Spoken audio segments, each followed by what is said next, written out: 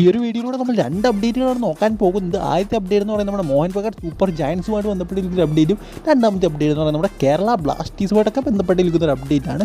എന്തായാലും ആയ നേരം നമുക്ക് മോഹൻ ബഗാൻ സൂപ്പർ ജയൻസുമായിട്ട് ബന്ധപ്പെട്ടിരിക്കുന്ന അപ്ഡേറ്റ് തന്നെ നോക്കാം. നമുക്കറിയാം മുംബൈ സിറ്റി FCയുടെയും അതുപോലെ ഇന്ത്യയിലെ തന്നെ ഏറ്റവും മികച്ച ഡിഫൻസീവ് മിഡ്ഫീൽഡറാണ് അപ്പൂയ. എന്തായാലും അപ്പൂയെ സ്വന്തമാക്കാൻ ഇപ്പോൾ മോഹൻ ബഗാൻ സൂപ്പർ ജയൻസ് രംഗത്തുണ്ട് എന്നാണ് നമുക്കിപ്പോൾ അറിയാൻ സാധിക്കുന്നത്. എന്ത് വില കൊടുത്തു അപ്പൂയെ സ്വന്തമാക്കാനാണ് മോഹൻ ബഗാൻ സൂപ്പർ ജയൻസ് ഇപ്പോൾ ശ്രമിച്ചുകൊണ്ടിരിക്കുന്നത് എന്നാണ് നമുക്ക് അറിയാൻ സാധിക്കുന്നത്.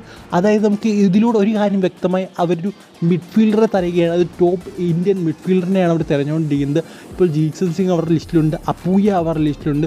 സോ രണ്ടും വലിയ പേരുകളാണ്. എന്തായാലും ഇപ്പോൾ അപ്പൂയയുടെ പേരാണ് ഏറ്റവും കൂടുതൽ പറഞ്ഞു കേൾക്കുന്നത്.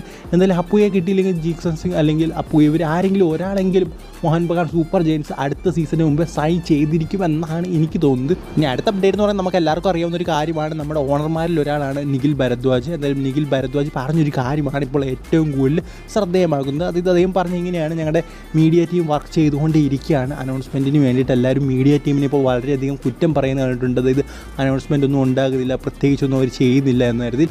എന്തായാലും സോംകുമാറിൻ്റെ സൈനിങ്ങിന് ശേഷം അദ്ദേഹം പറഞ്ഞൊരു കാര്യമാണ്: എന്തായാലും ഇപ്പോൾ ഒരു സൈനിങ് നമ്മൾ സ്റ്റാർട്ട് ചെയ്ത് വെച്ചു, ഇനിയും വരാൻ പോകുന്ന വലിയ വലിയ സൈനിങ്ങിന് നിങ്ങൾ വെയിറ്റ് ചെയ്തിരിക്കുക എന്നാണ് അദ്ദേഹം പറഞ്ഞിരിക്കുന്നത്. സോ എനിക്ക് തോന്നുന്നു ഈ ഒരു ആഴ്ച അല്ലെങ്കിൽ അടുത്ത ആഴ്ച വലിയ സൈനിങ് തന്നെ, വലിയ സൈനികൾ അനൗൺസ്മെൻറ്റ് ഉണ്ടാകുമെന്ന്. സോ എനിക്കറിയാത്തൊരു കാര്യമാണ് എന്തുകൊണ്ടാണ് നോവാ സദയെ കേരള ബ്ലാസ്റ്റേഴ്സ് അനൗൺസ് ചെയ്യാത്തത്. എന്തെങ്കിലും പ്രശ്നമുണ്ടോ എന്നുള്ള കാര്യങ്ങളൊന്നും അറിയില്ല. നോവാ സദയെ സൈൻ ചെയ്തു എന്നാണ് ഇതുവരെ കേട്ടോണ്ടിരുന്നത്. പക്ഷേ ഇപ്പോഴത്തെ പ്രശ്നം എന്താണെന്ന് ഒരു പിടിയും കിട്ടുന്നില്ല.